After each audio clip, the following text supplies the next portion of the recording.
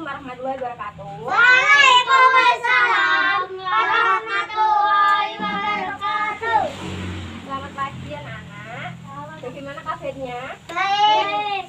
Sehat semua? Sehat. Alhamdulillah. Sebelum pembelajaran hari ini, kita berdoa terlebih dahulu ya. Mbak Kaila, silakan dipimpin.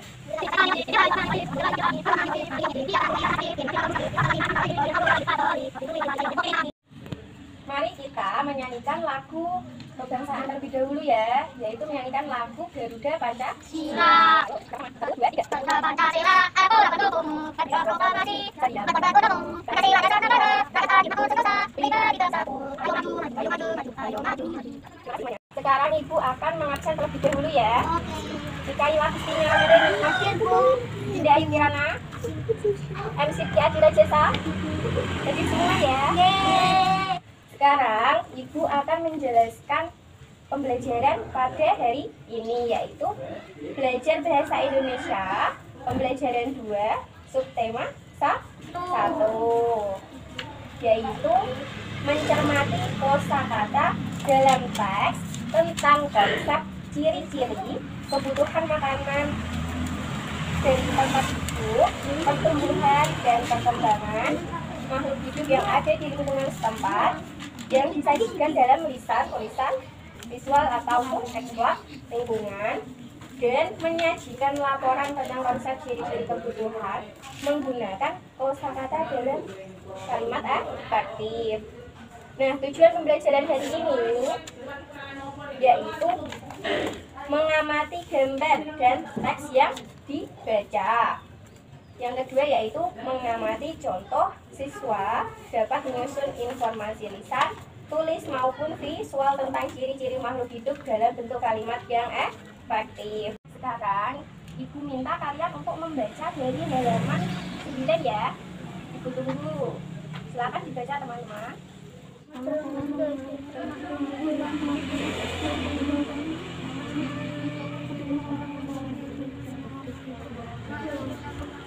Sudah semuanya? Satu. Masih menunggu Dinda ya, boleh dibaca lagi.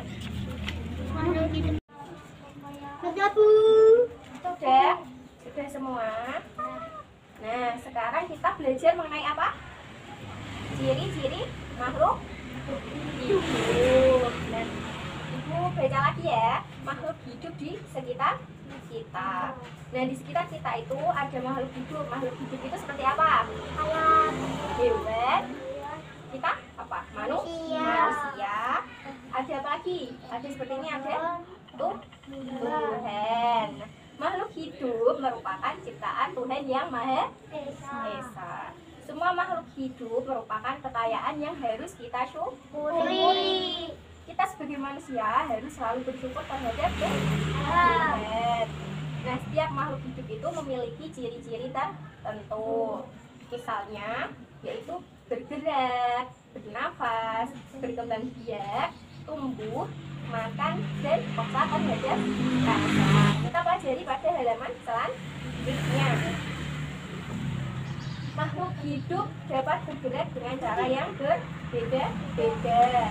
Manusia berjalan menggunakan apa? Kaki. Nah, ikan berenang dengan sirip. Cicak merayap di mana? Dinding. Di dinding. Tahu lagu cicak semuanya? Bisa? Nyanyi yo. Cicak di dinding, diam-diam merayap, datang seekor nyamuk, lalu ditangkap. Bisa semua ya, cicak itu ada merayapnya di dinding. Ada hewan yang bergerak menggunakan kaki, terbang dengan sayap, lalu berenang dengan sirip. Nah, di sini Ibu memiliki gambar makhluk hidup yang bergerak dengan berbeda-beda. Nah, di sini ada cicak tadi di dinding, ikan di air. Kalau manusia di darat. Nah, manusia itu berjalan menggunakan kakinya. Cicak berada di dinding. Kalau ikan menggunakan sirip. Silakan Mbak Kaila, halaman 10 boleh dibaca. Makhluk hidup dapat bernafas. Alat pernafasan bernafas dengan paru-paru. Ikan bernafas dengan mata. Dibaca Kaila, alat pernapasan makhluk hidup itu berbeda. Manusia bernafas dengan paru. Kalau ikan bernafas dengan Insan. di sini ibu mempunyai gambar. Manusia tadi bernafas dengan Paru-paru. ikan bernafas dengan Insan. Nah, betul. Nah, sekarang ibu tanya ya, sejak kelas 1 sampai dengan kelas 3, kalian itu ada perubahan apa saja? Seperti apa? Tinggi, tinggi badan. Terus ada berat badan. Ada yang lebih tinggi, ada yang lebih pendek. Berat badan juga ada yang gendut, sama ada yang kurus. Nah, makhluk hidup itu ada juga yang berbeda-beda seperti hewan apa saja yang kalian tahu? Ayam, Bagan, ikan, pedus, sapi. apa itu? Pedus itu bahasa Indonesianya apa? Kambing. Sapi. Terus ada apa lagi? Bebek. Banyak Angsa. ya. Makhluk hidup dapat tumbuh dan berkembang. Tumbuh artinya bertambah ukuran tinggi dan beratnya. Seperti tadi yang ibu sampaikan, kalian dari kelas 1 sampai kelas 3 itu bertumbuh badannya dan tingginya. Di halaman selanjutnya yaitu ada gambar apa di situ? Makhluk hidup itu memerlukan apa? Makanan dan Minuman. Nah, manusia memerlukan tumbuhan dan hewan untuk makan. Sebagian hewan juga memerlukan tumbuhan untuk makanan. Nah, di situ nanti kan ada soal, nanti boleh dikerjakan ya. Nah, sekarang ibu jelaskan mengenai peka terhadap rangsang. Kepekaaan makhluk hidup terhadap rangsang itu berbeda-beda. Nah, sekarang ibu tanya, ketika kalian melihat sinar matahari itu merasa kayak wah panas gitu enggak? Ya. Nah, dengan cepat pasti kalian akan menutup mata. Nah, sama juga dengan tumbuhan. Siapa yang tahu putri malu? Kalau disentuh dia akan minum. Nah, juga ada buah pada pohon pacar Cina. Jika disentuh akan meletus. Tahu nggak pohon pacar Cina? Yang ada buahnya merah, kuning. Tahu? Ya. Terus ada landak dan kaki seribu. Siapa yang tahu kaki seribu? Biasanya disebut apa? Terus ini ada orang. Nah, dari ini kan ada di situ, di dalam itu ada bacaan makhluk hidup dapat berkembang biak. Cara berkembang biak makhluk hidup itu berbeda. Beda. Ada yang berkembang biak dengan cara melahirkan. Siapa yang tahu? Yang melahirkan itu apa? Dari gambar ini yang melahirkan apa? Oh, ibu. Berarti manusia. Terus ada juga yang berkembang biak dengan cara bertelur. Nah, dari gambar ini yang bertelur yang mana? Ayam. Terus kalau biji-bijian bertumbuhnya dari biji. Terus ada tunas yang kecil, tambah besar terus menjadi pohon.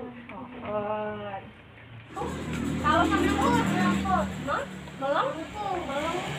badannya jadi bulan kayak gambar ini nih. Kalau manusia melihat sinar matahari pasti akan menutup mata. Nah, ini ada putri malu. Kalau tidak disentuh dia tetap memekat, tapi kalau disentuh dia menutup, ya kan? Terus ini pohon pacar Cina. Buahnya itu loh yang biasanya dibuat mainan. Sama kalian tahu? Nah, kalau ini ada apa? Luwe atau kaki seribu. Kalau disentuh lungker, malang. Terus gambar nama makhluk hidup berkembang biak secara melahirkan dan bertelur. Nah,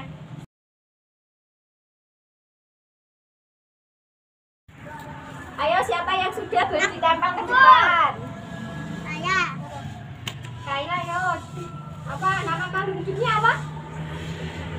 Sapi. Sapi. Nah, sapi itu berkembang biak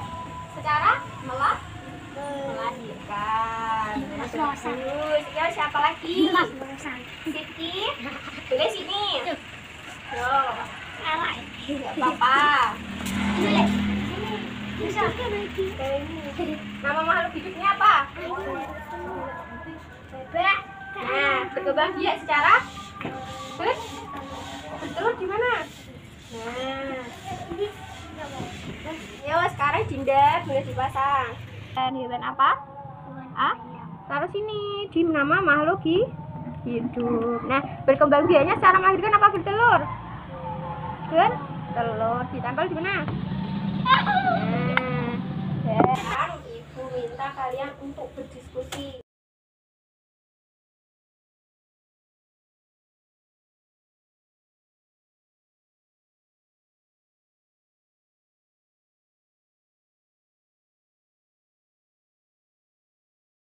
Mengenai kalimat efektif dan kosakata beku. Nah, siapa yang tahu kalimat efektif itu apa?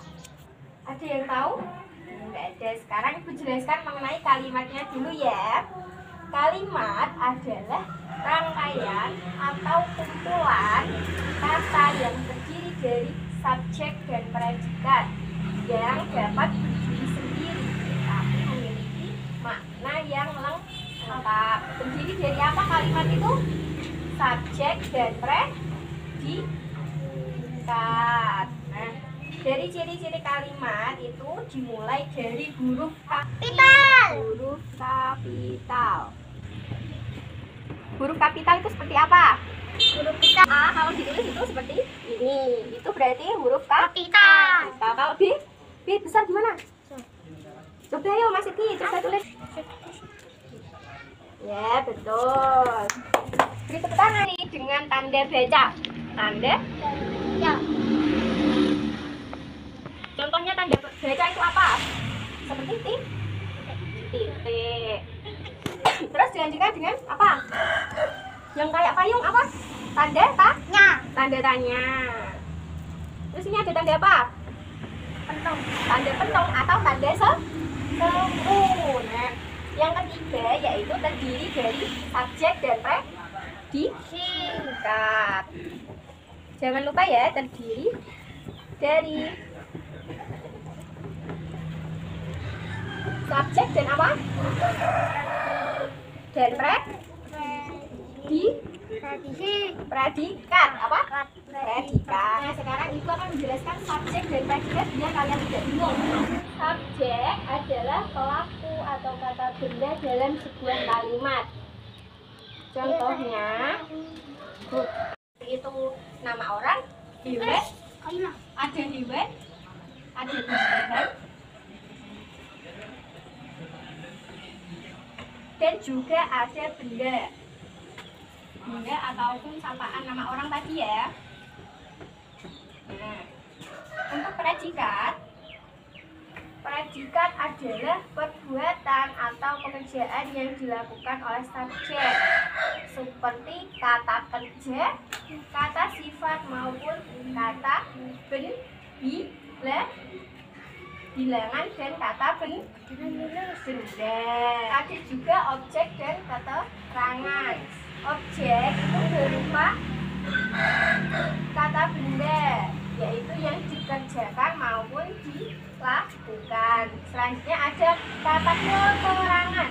Keterangan adalah bagian kalimat yang berfungsi memperjelas kalimat sehingga mudah dipahami. Nah, keterangan itu bisa berupa keterangan waktu.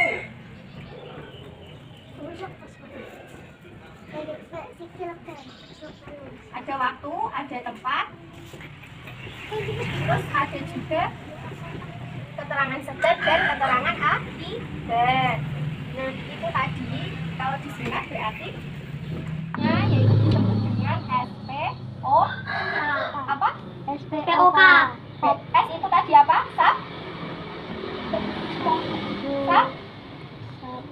Subjek.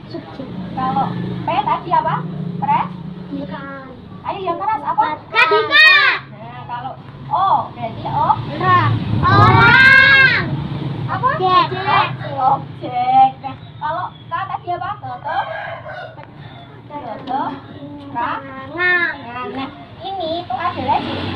kalimat Nah, kalimat efektif yaitu kalimat yang disusun dengan baik dan benar sehingga dapat dimengerti dan dipahami oleh orang lain. Nah, sekarang ibu tanya, kalau kalian bercerita sama teman itu selalu merangkai kata tidak? Mau bercerita seperti aku mau bercerita sama Siti, kalau aku punya sepeda baru. Nah, seperti itu kan? Nah, sekarang ada kosakata.